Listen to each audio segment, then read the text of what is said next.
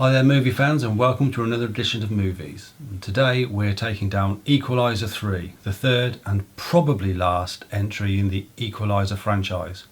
At least with Denzel Washington, now 68, in the leading role. Hell, it's even badged the final chapter, which is something of a giveaway. Once again, it is directed by Antoine Fuqua and stars Washington as Robert McCall, the avenging angel taking out bad men on behalf of the little guy. This is a fairly short review, even by our standards. If you've seen Equalizer 1 and 2, then you'll head out to see this, whether we review it positively or not. If you haven't seen those earlier movies, however, then we do urge you to do so. Not only are McCall's previous outings a little more superior, at least in relation to the events that cause him to equalise the odds, but it will also help understand some of the threads pulled in this latest episode. This time around, McCall finds himself in the opening scenes on a job to recover missing pension savings taken by gangsters to Italy. Of course, said mobsters don't live long to regret the folly of their enterprise, although McCall gets injured in the takedown, so finds himself recovering in a sleepy Italian village, nursed back to recovery by local people with a kindly outlook. Local folk, that is, who live in constant daily fear of the shakedowns and other intimidatory activities of a local mafia outfit. McCall's retirement idyll duly ruined, he wreaks carnage and sweet revenge that you can't say they weren't warned, having, but fatally ignoring, the 9-second warning he allows them to mend their ways, such as the Equalizer theme. Whilst the action sequences are as effective as ever, whilst the merciless pursuit for revenge is as adrenalised as it ever was, and whilst Washington's delicious delivery of dialogue with understated menace remains a continuing high point, contrast this with his ability to get proper shouty in Training Day and Crimson Tide, the story is the weakest of the three outings, and therefore suffers, I think, in comparison. The movie also stars Dakota Fanning as a CIA communications officer.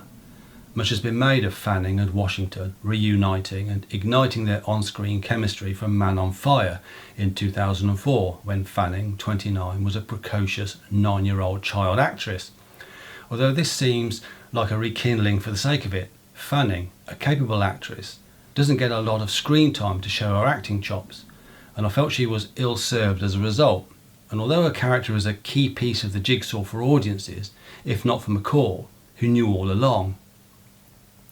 This is indicative of the story as a whole. There are some nice touches, some pieces eventually but neatly fall into place, yet the narrative feels curiously detached. I think this is largely due to the identity of the villains McCall encounters. They're kind of remote from our experience. Equalizer 1, Russian mafia bothering his friends and acquaintances in his patch. Equalizer 2, revenge against those who murdered his closest friend. Equalizer 3, Italian thugs disturb McCall's R&R in Italy. Sorry, but I couldn't quite understand or appreciate the same visceral need for revenge as in the earlier movies. You spilt my espresso, have that. If he was resting where I lived, however, then I'd totally get the emotional state he'd be in to wreak hellfire on the bad and the ugly. That's nothing to do, by the way, with the Italian acting talent on display, including Andrea Scarduzio as mafia boss Vincent Quaranta, out for revenge himself against the slaying of his brother Marco, played by Andrea Daddario. They do their level best to create enough boo-hiss moments to allow the audience to enjoy their demise, but still, it all feels forced.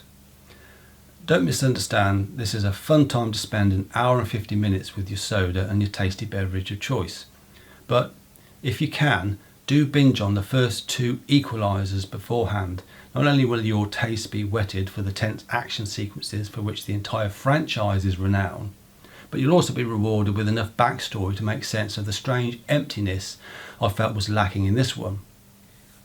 Thank you for watching. We hope you can subscribe to our channel or comment on our reviews. We love to hear from you and we always respond. Otherwise, do look forward for more movie reviews soon.